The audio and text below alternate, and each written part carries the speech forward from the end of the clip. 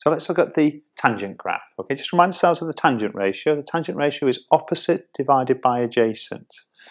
Now, because the hypotenuse, okay, side isn't used in the ratio, tangent can go well above 1. In fact, it can really go to infinity and minus infinity. Okay, so here the graph, okay's axes isn't 1 to -1, which it was on the sine graph and the cosine graph. The tangent graph can go on forever. Just think about it, you can have a really, really tiny adjacent side, and you can have the biggest opposite side in the entire world, okay? And you've still got yourself a right angled triangle, and that's the reason when you do opposite divided by adjacent, okay, you could get a very, very large number. So, literally, if we put the tan of 0 into our calculator, out would come 0. Then if you could just put any angles between 0 and 90 degrees, you tend to find you get it rising quite steeply around this 90-degree area. So if you started putting tan of 80, tan of 85, you tend to find it gets really, really steep. So what happens to the shape of this graph as it goes like this?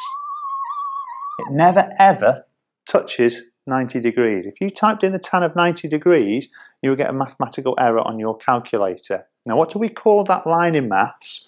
We call that when we have graphs where it never ever touches. They're called asymptotes. Okay, you can have horizontal asymptotes, you can have vertical asymptotes.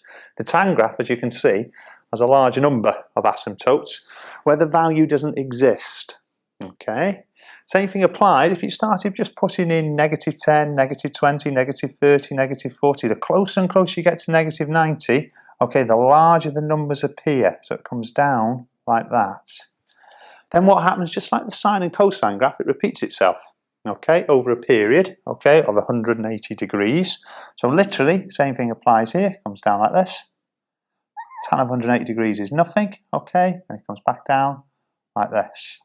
And it will repeat itself all the way. Remember, it doesn't just stop at 360 degrees.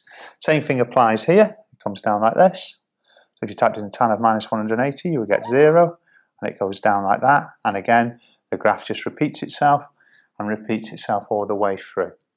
So what we've now done is we've got our three graphs drawn, y equals sin x, y equals cos x, y equals tan x.